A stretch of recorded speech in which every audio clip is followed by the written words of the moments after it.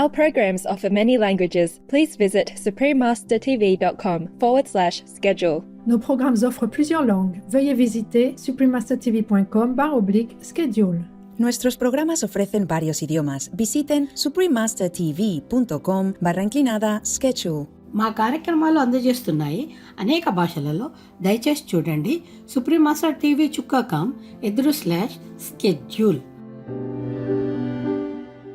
And once and for all, the humans can know this type of power, which is called peace power actually. If you don't abuse it, you will have peace. And you can make peace and you can spread peace also to the world. Please keep watching to find out more. Supreme Master Ching Hai's lectures are not a complete meditation instruction. Please do not try alone. For free of charge guidance, please visit godsdirectcontact.org or contact any of our centres near you.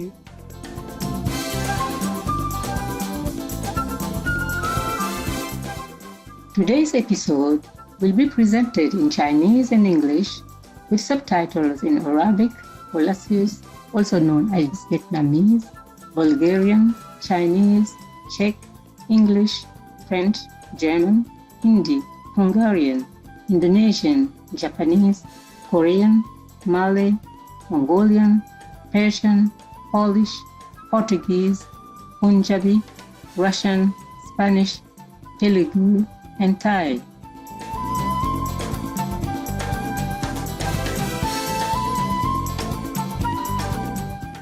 Plaisir translates to nice to meet you in the Seychelles Creole language. My name is Malika. The warm-hearted people of Seychelles send you loving embraces.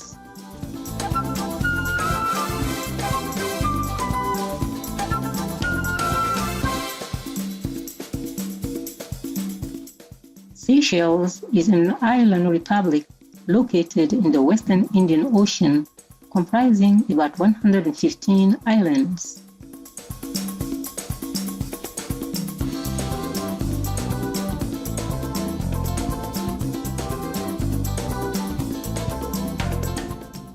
Mother Nature has been astonishingly generous with the Seychelles, a renowned paradise with mesmerizing beaches. Seychelles is blessed with lush tropical vegetation. Roughly 200 plant species are found here. Some 80 are unique to the islands, in which the most famous is the coco de mer, which produces a fruit that is one of the largest and heaviest known. There are also several unique species of orchid on the islands.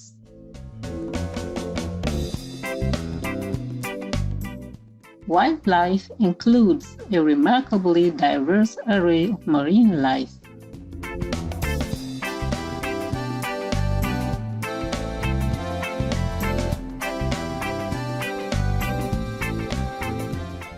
Seychelles government has established several nature preserves and marine parks, most notably the Aldabra Atoll, the world's second largest coral atoll and a UNESCO World Heritage Site and Special Reserve, home to the largest population of giant tortoises in the world.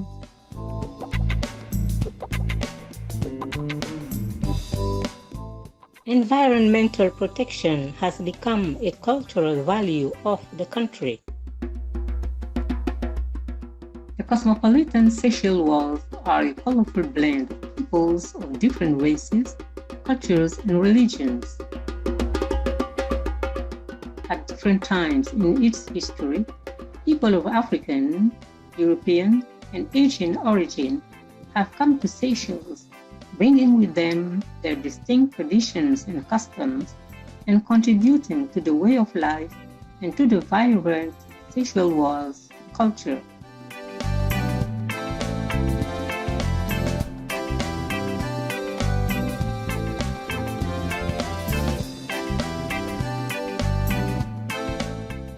It is a delight to share a glimpse of stunning Seychelles with you, wonderful viewers. We pray that your days be uplifted with the inner music of heaven.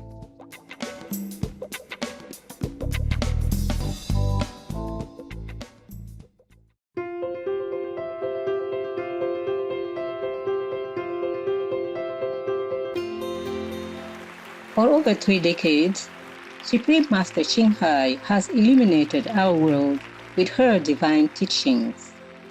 A fully enlightened master, she imparts the Kuan Yin method of meditation to those desiring to immediately discover the God nature within and to achieve in one lifetime eternal liberation from the cycle of transmigration. The Kuan Yin method has been practiced by all enlightened masters such as the worshipped world honored one, Shakyamuni Buddha, the worshipped Son of God Jesus Christ, the venerated master and philosopher Confucius, the venerated Lord Krishna, the venerated master and philosopher Lao Tzu, the venerated Lord Mahavira, the beloved Prophet Muhammad, peace be upon him, the first Sikh Guru, Sri Guru Nanak Dev Ji, and many more. Supreme Master Ching emphasizes that if we always remember God, render selfless service to others, and follow the laws of the universe, we will reach our highest potential as humans and truly understand our purpose on earth. She is an extraordinary living example of compassion, regularly sending material and financial assistance as well as love to refugees, the homeless, natural disaster victims, and others needing relief. Supreme Master Ching is deeply grateful to the beloved God for all the financial help, comfort, and support to the afflicted and needy and or any good cause over the years, as a humble vessel for His compassion and love toward His precious children. Supreme Master Ching respectfully thank all special individuals, organizations, leaders, and governments for all your genuine, loving, ongoing support. May heaven bless you forevermore. We, the Supreme Master Ching International Association members, are also sincerely grateful for your expressive kindness, wishing you the best. Supreme Master Ching receives love and recognition from various organizations, media, governments, and individuals, as well as many awards from them, such as the 2006 Boothie Peace Prize, considered the Nobel Peace Prize of the East, the World Spiritual Leadership Award in 1994, the Mahavir Award in 2008, February 22nd and October 25th, both proclaimed as the Supreme Master Ching Day, an honorary citizen of the United States, etc., and has been honored throughout the years with numerous other awards and accolades for her outstanding philanthropic and humanitarian deeds.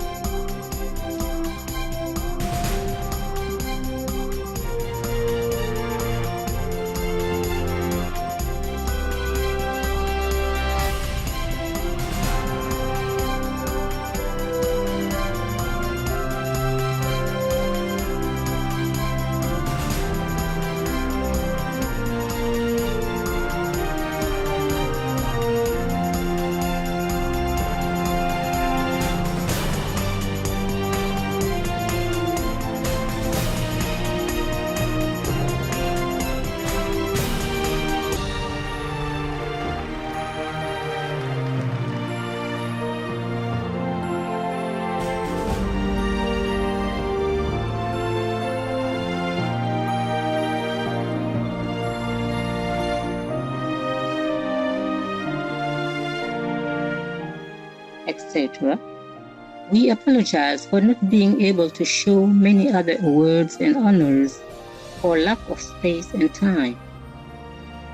Supreme Master Ching respectfully thank all special individuals, organizations, leaders, and governments for all your genuine, loving, ongoing support. May heaven bless you forevermore. We, the Supreme Master Ching International Association members, are also sincerely grateful for your expressive kindness. Wishing you the best.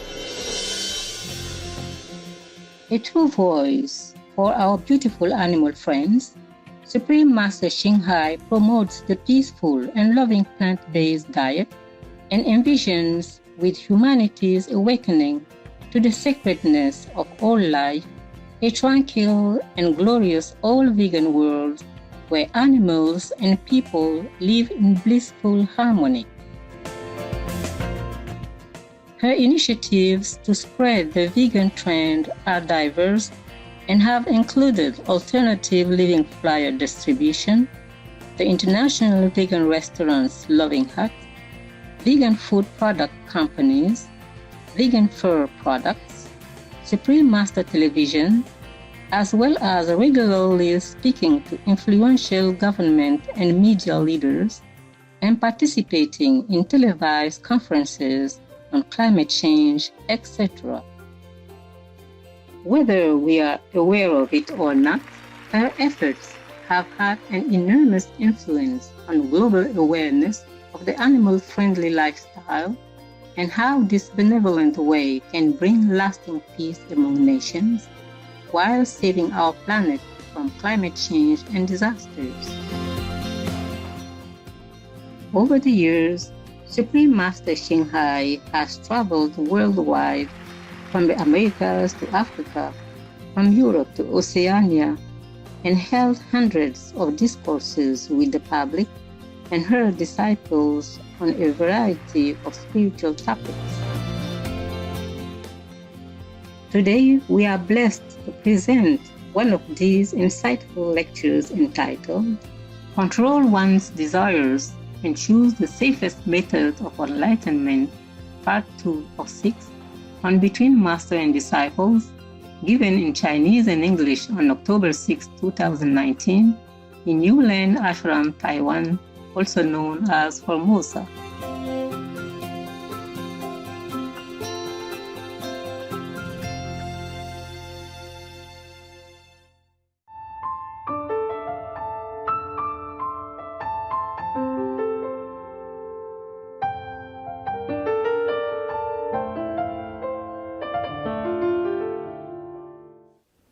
You remember the story I told you about Kabir?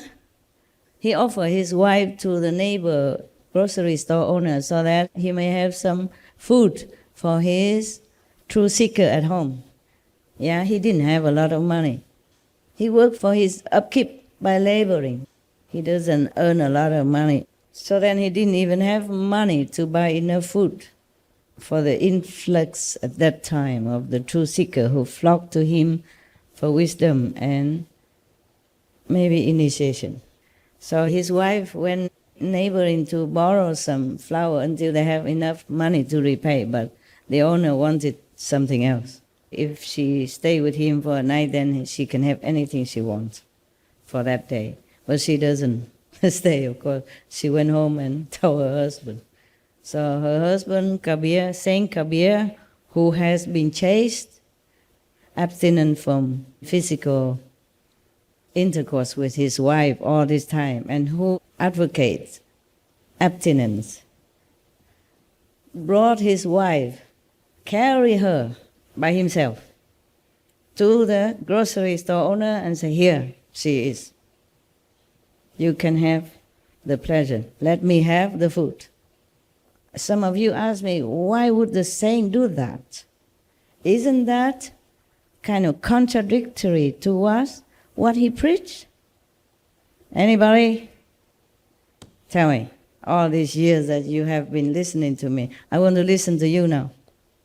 Who can tell me? Well, I have that fancy glass for you. Look good? No, the fan. Anyone? Why did Kabir do that? 因为他为了要利益众生，所以什么都可以牺牲，包括他自己。OK。下一个，另外一个呢？无条件的爱，无私的心，无我的奉献。Good, very good. What do? I have only this fan. Look good or not? Which one? Okay, now I give it to you both, and I can have other one next time. There, 2. 那么2个。Very good. Very good.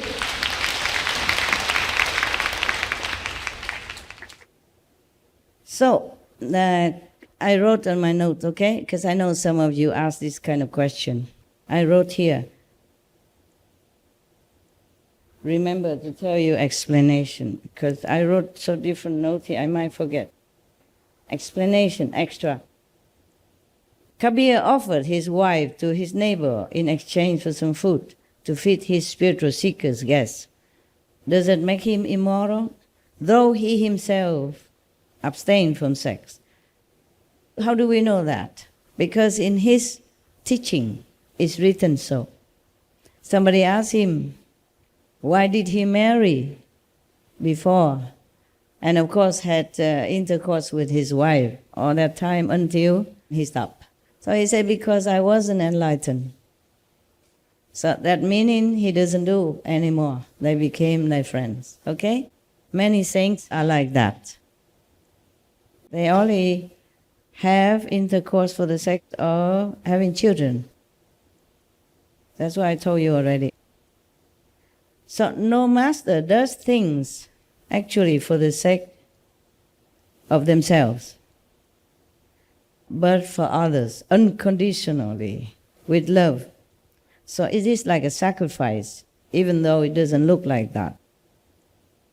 Not as we use sensual pleasure to just satisfy ourselves in a selfish way, or indulgent way, or ignorant way. That's the big difference between enlightened beings and the ignorant rest. But not all masters would do this kind of sacrifice. Not all do that. Not all are willing to do that. There was one, I remember one master, maybe in Tibet or somewhere. One time, one of the daughter of the patron brought food to him, and he wanted to have a physical intercourse with her, and then she was crying and running back home and tell her mother. Her mother brought the daughter back and said, I'm sorry, my daughter was so ignorant. Please, she's yours, okay? Don't worry. I told her already. If you need it for some reason, please, she's yours. And the master refused, said, no, it's too late now. I don't need her anymore, because I just saw one of my friend was going to be reborn into some of the bad stage of existence, a bad animal's form. So I just wanted to help him to be born as human, and then I can continue to help him. But she ran away, and it's too late. He's gone already. He's gone into an animal incarnation already, so no need now, but thank you. Not every master do this, huh? Not all masters do this. Very rarely, very rarely. Very rarely the master gave it all. Maybe the master did not know. Also, maybe the master know but did not want. Many masters don't even want to teach students, or teach very few students, selected few, after observing for a long, long time, that they come and work for him and do some labor to earn merit, and then the master observe to see which one are more potential for the real thing, for the real initiation. So you can see the example of the master of Hui Neng, even though Hong Ren, the fifth master of Zen after Bodhidharma, as many people came to him, the rich, the famous, the powerful, the normal, the common. and the monks, they came to be monk with him also. But he did not really teach them a lot. Maybe just to recite Buddha's name, bow to the statues, recite in morning and evening liturgy, the service, morning, evening service, for the ghosts and for all beings, to pray for all people. So when he have a test, exam, to see who is worthy to be his successor, the best of his so-called monk disciple wrote some, verses. It's like I could even write it myself. Very common, very classic, very safe, safe for stanzas. Until Huineng came, and then he wrote something else. He did not know how to write, how to read Chinese, because he came from Vietnam at that time. But he asked someone else to help him to write. And that is superior to anything that all disciple can ever imagine or can come up with. It's not what he wrote. It is truly he realized that. Because he is super enlightened already. He was enlightened already before he came to this master. But then this master, of course, gave him the official transmission of the Dharma, and he became complete enlightened then. Therefore, you can see what he wrote. I'm not trying to explain the Diamond Sutra here, so we skip that. I just want to tell you that his writing mirror what he realized inside. That's why Master Hongren gave him his chasa, the clothes, and the begging bowl that has been left since a Bodhidharma for the successor. It's just a symbolic of successorship. It don't cost anything much. It's just a normal monk's robe, okay? And a normal monk begging bowl is not made of gold or diamond or anything that is so precious that somebody even chased Huineng afterward, trying to kill him to get these things. Many people want to kill him or to harm him for this monk's robe and for the begging bowl. Not because they are valuable. It's just they are a symbol of mastership, of the succeeded mastership. And they hated it when a Vietnamese just came not long ago and then left with the most treasure of China at that time. Even not many masters want to give disciple initiation.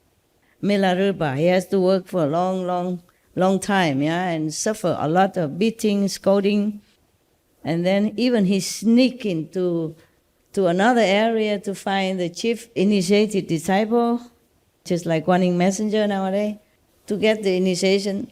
It doesn't work. He has no experience, nothing. No light, no sound. Because the original master, Mahabharata, did not allow it. It's not the chief disciple that gave initiation. It is the master who gave. Even the master is not there. Just like sometimes you get initiation here, I'm not there. But you still have experience. Meaning, in the old time, not many masters willing to take in a lot of disciples. Maybe followers, okay, you can come and go, clean the temple, to earn merit, repair the Buddha's altar, cooking for the assembly, all that kind of thing. But not the disciple.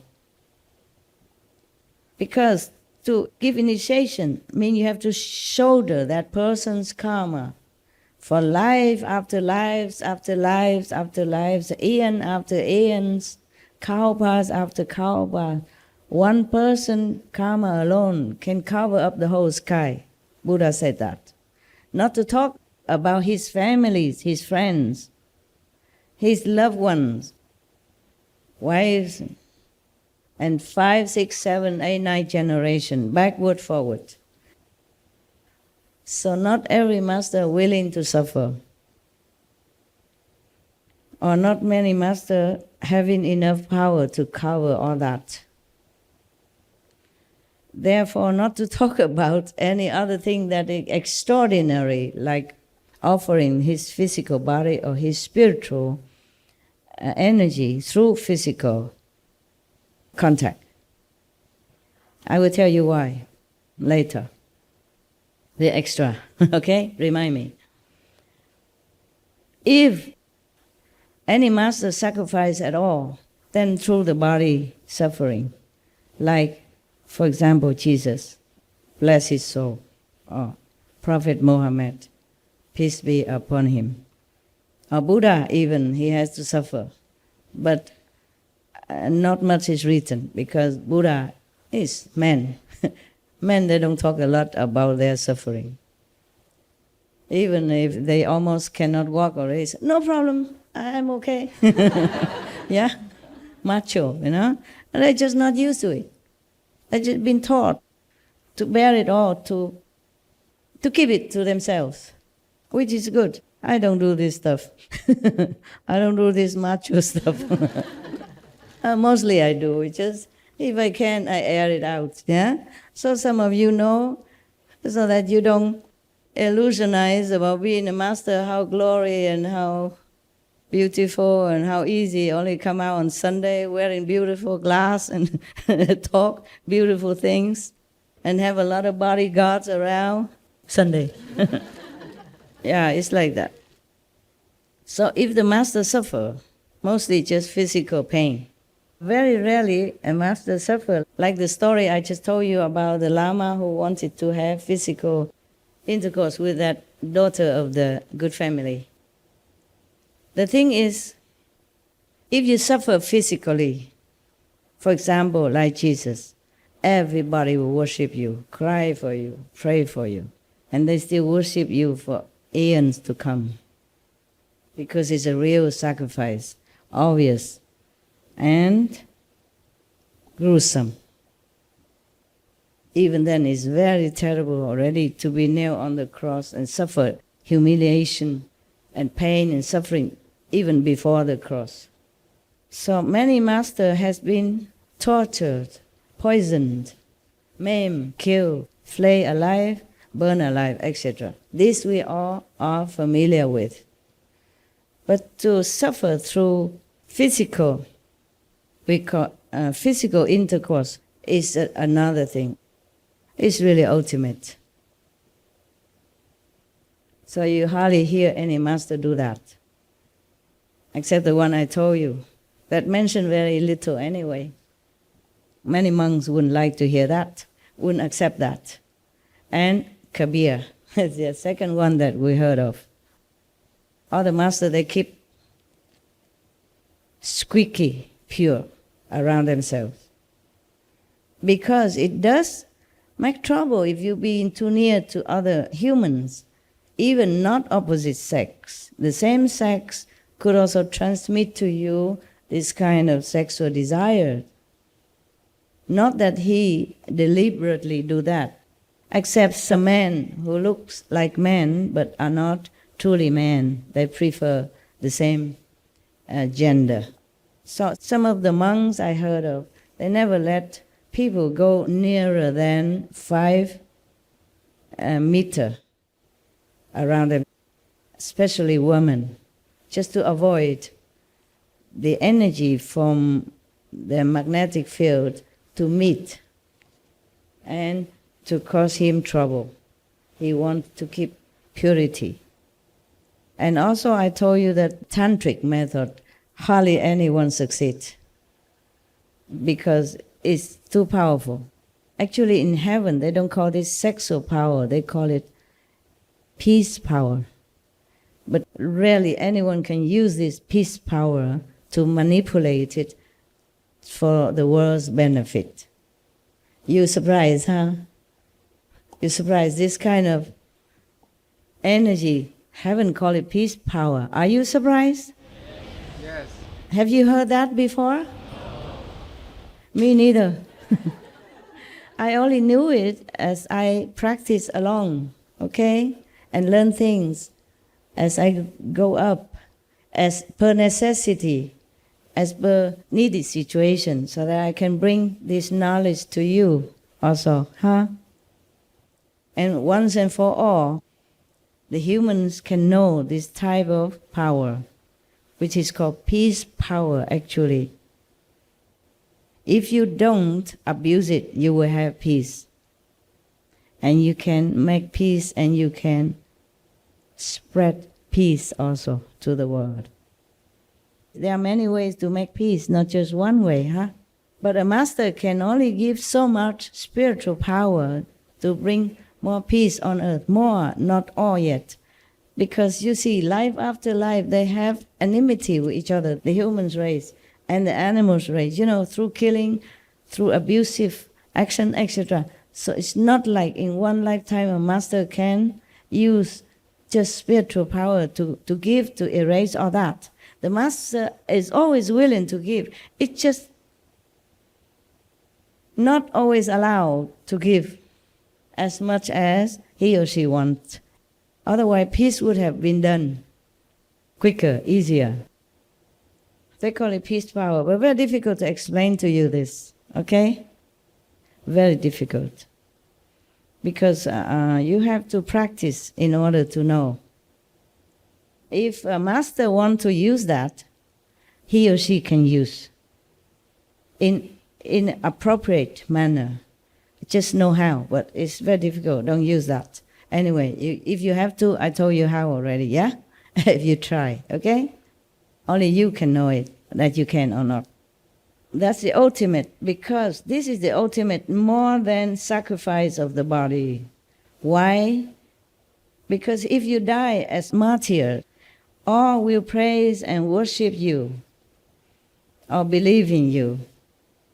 But if you have this physical, sensual act with the opposite sex, no one would ever understand it as a sacrifice. So your reputation will be ruined, one. Your disciples will run away, two, etc., etc. Your followers will drop you like a hot potato. So you see this. This method is a no, no, no, by all means, even by the adept. Actually, many masters also don't teach this. The Buddha also don't. Number one, it's very difficult and dangerous. Number two, people can abuse it. Some a half-baked teacher can always come up and say, oh, this method is good, I know how. I teach all of you. And then abuse it. And then slandering those who don't do it as well, because only half-baked or maybe a quarter-baked, it's not cooked. That master is not well done. And he just use it because it's so convenient, it's so pleasurable, easy to do. Easier than sit all day, meditate for many hours, eating one meal a day, wearing scanty, very simple clothes, living in simple area. And then many of the vulnerable followers and believers would fall into this kind of trap, thus harming themselves. Harming themselves because they will think this is the way and the master is perfect. The master can do it, then lead you to liberation through that. And they're all falling. And they have no chance to find a true method. So many masters don't allow this, so it's just a taboo. No, no, no. Some masters know this, but it's taboo and it's easier just to say no. So no more question, no more trespassing, the limit. Not to talk about the master himself would ever do that for the above mentioned reason.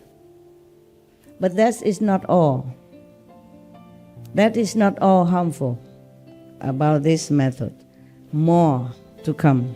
If I have time, I will explain to you.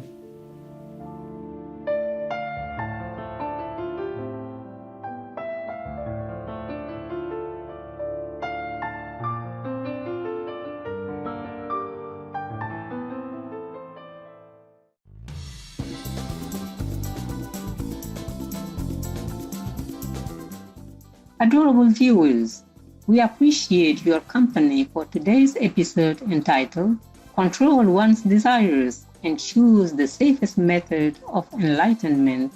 Part 2 of 6 on Between Master and Disciples. Coming up next is The City of God by St. Augustine of Hippo, vegetarian. The True Mediator selection from Book 9 and 10, Part 1 of 2, on Words of Wisdom, right after noteworthy news. Please stay tuned to Suprema Television for more positive programming.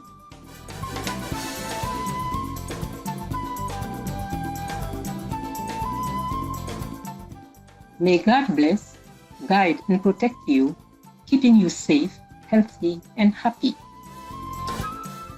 Our programs offer many languages. Please visit suprememastertv.com/schedule and suprememastertv.com/BMD.